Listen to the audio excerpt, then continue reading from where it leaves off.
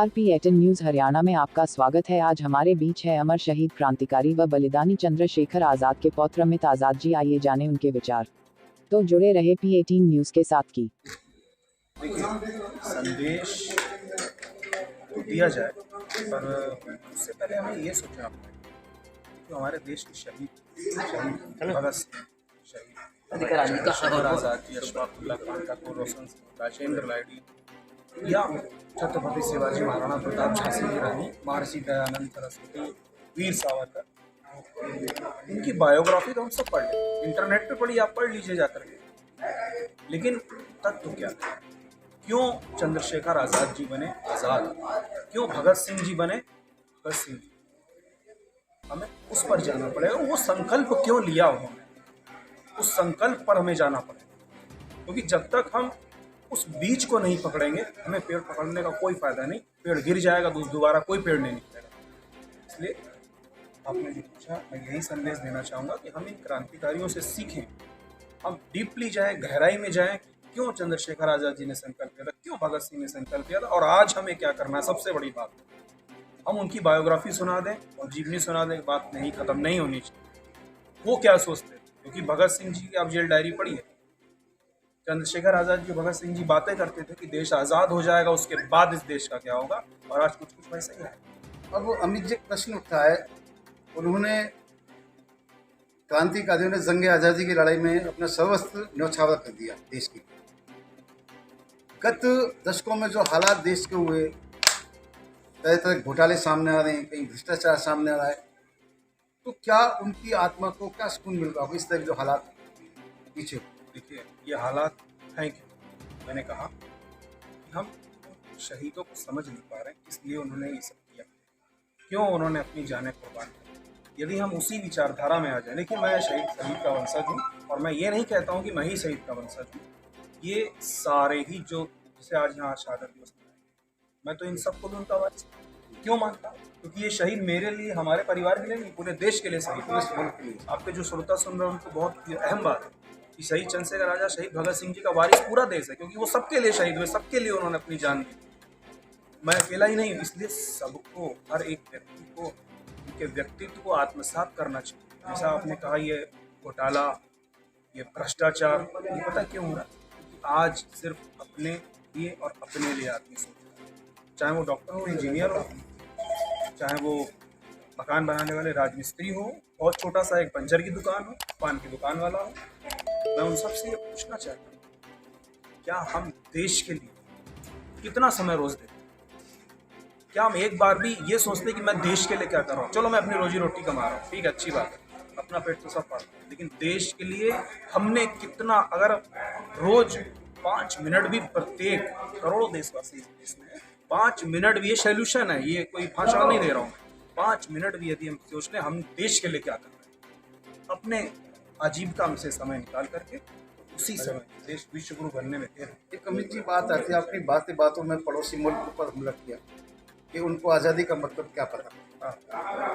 जिस तरह की टेररिस्ट एक्टिविटीज़ वो कश्मीर में कर रहे हैं, तो पाकिस्तान के लिए आप क्या मैसेज देना चाहते हैं? देखिए, उनके लिए मैं यही मैसेज देना चाहूँगा कि मैंने उस कविता में बोला कि माननीय बिहारी वाजपेयी जी की कविता है, और उस कविता में उन्होंने कहा, अंग्रेज़ों के बल पर 2 टुकड़े पाए हैं, माँ को खंडित करके तुमको लाज नहीं। उन्होंने तो, भारत के शहीदों ने तो देश को आज़ादी दिलाई, और वो तो अंग्रेज़ों के बल पर 2 टुकड़े पा करके चले गए, अलग हो गए, और उसको फिर बदनाम कर रहे।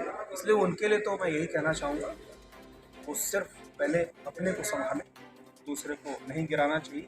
अटल जी ने भी उस कविता, उसमें सारा कुछ उस कविता में उन्होंने कहा भी, अपने घर आग लगाने का जो सपना, वह सदा अपने ही घर खरा होता है। दूसरे के घर आग लगाने का जो सपना, वह सदा अपने ही घर खरा होता है। अपने हाथों अपनी कब्र न खोदो, अपने पैरों आप गाड़ी नहीं चलाओ, ऐ नादान पड़ोसी आंखें खोलो, आज़ादी अनमोल न इसका मोल गवा, पर तुम क्या जानो आज़ादी क्या। एक अमित जी आपने एक बात और कही कि आज का पेरेंट्स ये सोच रहा है कि मेरा बच्चा डॉक्टर बने, इंजीनियर बने, बट उनकी सोच अभी ये नहीं पहुंच रही कि मेरा बेटा देश भक्त है। हाँ, इस पर मैं ये कहना चाहूँगा कि देखिए, हम सबको सोचना पड़ेगा, आखिर देश में अच्छे लोग कहाँ से? हम अपने बच्चे को सिखा देंगे, नहीं तुम अपना पढ़ो, अपना लिखो, अपनी नौकरी करो, सब जॉब ढूंढ रहे हैं, सब जॉब ढूंढ रहे हैं। आप सोचिए, क्या इतनी नौकरियां वास्तव में कोई प्रधानमंत्री श्री नरेंद्र मोदी जी, क्या दूसरा भी कोई आ जाए, क्या सबको नौकरी दे पाएगा? आप बताइए। श्रोताओं से पूछना संभव नहीं है। सबको नौकरी नहीं मिल सकती, इसलिए स्वयं अपने हाथों पर खड़ा होना पड़ेगा, स्वयं के काम धंधे हमें चलाने होंगे, आत्मनिर्भर बनना पड़ेगा। एक अमीर जी बात एक और आती है कि तत्कालीन सरकार जो रही उन्होंने शहीदों के बारे में कभी कोई ऐसा काम नहीं किया जो इस सरकार कर रही है। पिछले 1 साल से 15 अगस्त 2021 से जो इन्होंने कार्यक्रम स्टार्ट किया है, इसको लेकर आप क्या कहेंगे? देखिए, इसको लेकर मैं यही कहूँगा कि मैं थोड़ा सा पीछे जाऊँगा कि हमारे देश में जब ये शहीद थे, इनका साथ चंद्रशेखर आज़ाद जी, भगत सिंह जी, राम प्रसाद कृष्ण, अशफाकुल्लाह खान, ठाकुर रोशन सिंह, राजेंद्र लाहिड़ी, ये सारे ही लोगों को इनके नामों को, हालांकि जब ये जीवित थे तब भी इनके नामों को सिरफिरा कहा जाता था। बड़े नेता इनको सिरफिरा युवक कह रहे थे, कहते थे हम तो अहिंसावादी हैं। अंग्रेजी हुकूमत ने पूछा ये काकोरी कांड कैसे हो गया, तो बड़े नेता कहते थे कि ये सिरफिरा युवक है, इनसे हमारा कोई लेना देना नहीं। तो मैं यही कहना चाहूँगा, पुनः वर्तमान में जो सरकार, और वो भी अपने आप में आके, इस देश की जनता ने उसको पावर दी है, वो पावर का सदुपयोग हो रहा है। आज़ादी का अमृत महोत्सव चल रहा है, मैं स्वयं आपके सामने बैठा चंद्रशेखर आज़ाद की विश्व की सबसे बड़ी प्रतिमा के लिए उत्तर प्रदेश सरकार ने ज़मीन दी, हालांकि बनाएंगे हम और आप मिलकर, सब श्रोता उसको मिलकर के बनाएंगे। आप लखनऊ चले जाइए उत्तर प्रदेश में, हर मेट्रो पे चंद्रशेखर आज़ाद का चित्र है। आज ही मैं एयरपोर्ट से आया हूँ, एयरपोर्ट के अंदर चंद्रशेखर आज़ाद, बिस्मिल साहब, अशफाक साहब का चित्र है। चौधरी चरण से एयरपोर्ट के अंदर आप जा करके देख सकते हैं। और हमें क्या चाहिए? आज मैं यहाँ पर बैठा, आप देखिए हरियाणा सरकार 90 विधानसभा में शहीद चंद्रशेखर आज़ाद जी का शहादत दिवस मनाया गया, इससे बढ़कर के क्या हो सकता है? हम शहीदों को याद कर रहे हैं। मुझे किसी ने कहा आप तो फला पार्टी की उसमें जा रहे, मैंने कहा मैं हर उस जगह जाऊँगा जहाँ चंद्रशेखर आज़ाद जी का नाम लिया जाएगा। तुम ले लो, मैं तुम्हारे यहाँ भी मैं खड़ा मिलूँ। धन्यवाद जमील जी। 3527685 DC नहलिया, फिरोजपुर जीकानू, Haryana. Email ID dcnahlia@gmail.com। Note: हमारे यहाँ पर सभी प्रकार के विज्ञापन स्वीकार किए जाते हैं।